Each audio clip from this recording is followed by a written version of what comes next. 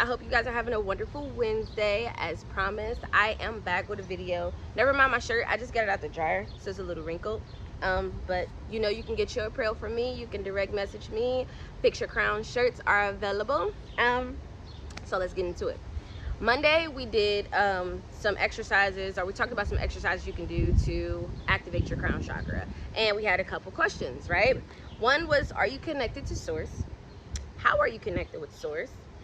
What have you missed not living in the present moment? And has there been a time you feel you weren't worthy of love from source, and why? I'm going to answer those questions from my standpoint. I am connected with source. How I'm connected with source? A lot of different ways. My intuition, really strong. Synchronicities, really strong. I sometimes have visions, and no, it's not like I black out or do some That's So Raven. No, I could be talking to you, I could be doing a video, anything, and what happens is I just see something that has nothing to do with where I am right now, and it just happens. Right? Also, I was just recently I would say attacked by a negative spirit that latched onto me that I had to get rid of. And also, same breath, I was used to bless my house. Crazy story. I might share that with you guys one day. And also, in that same breath, I had someone speak through me. So I am connected to source. What have you missed not living in the present moment? I've missed connections. A lot of connections, and I've sabotaged connections as well, not living in the present moment. It's really not healthy, right?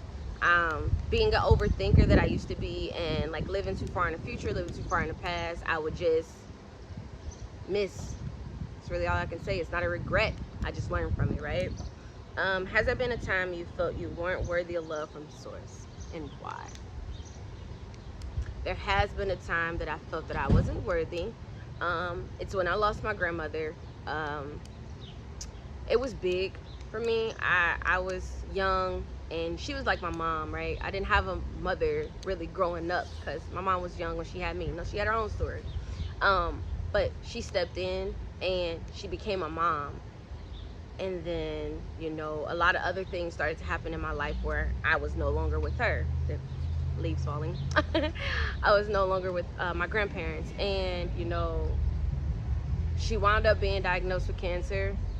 I didn't know about it, and you know, I had got the green light to basically be able to go see her.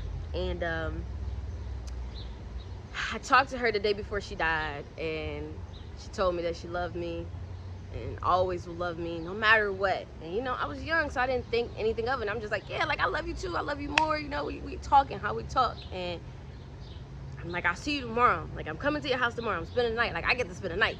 Excited. Anybody that knows me knows I love my grandmother to death. Like, to this day. Like, nobody can tell me anything about that woman.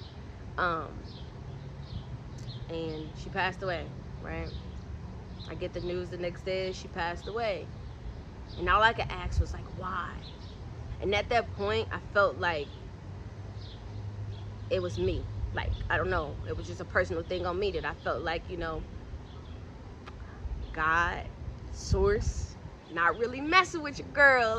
Like, and I'm just like, okay. You know, at that point, I felt like I wasn't worthy, because, you know, I didn't really have a mom, going through things I shouldn't be going through as a kid. And then I get basically a second chance because my grandmother raised me, and then she's taken away. So I'm just like, okay, wow.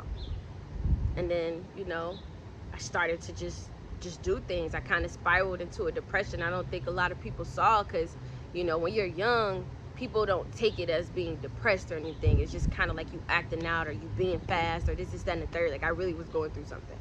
When I go back to those times, I don't really like going back to those times. I try to not do that.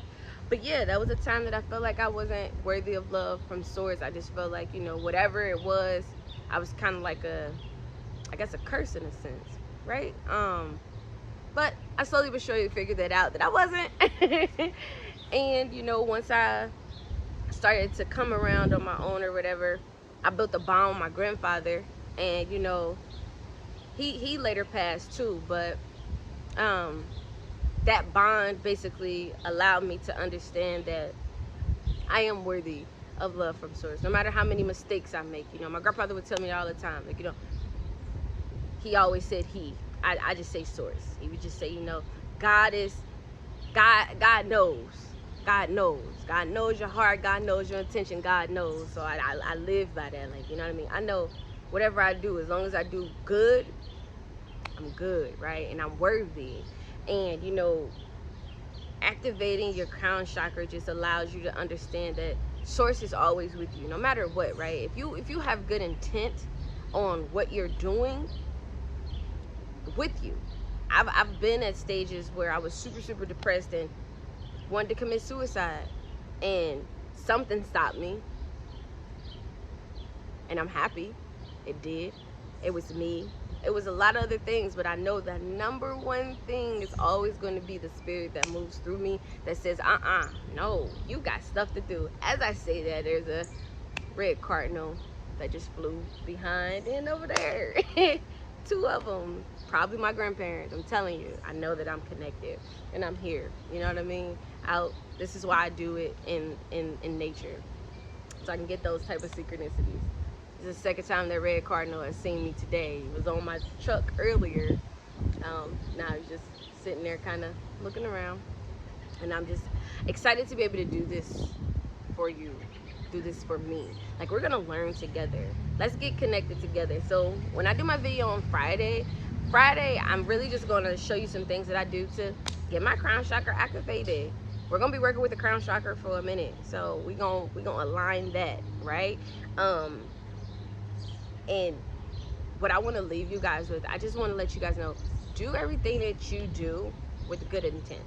As long as you have good intent, you will be okay. Now I'm talking pure, genuine good intent. Good intent, right? And use your discernment with that. Don't just be like, oh, well, I did this wild stuff and it was all in good intent though. I ain't had no money. Nah, there's other ways to do it. Other ways to do it.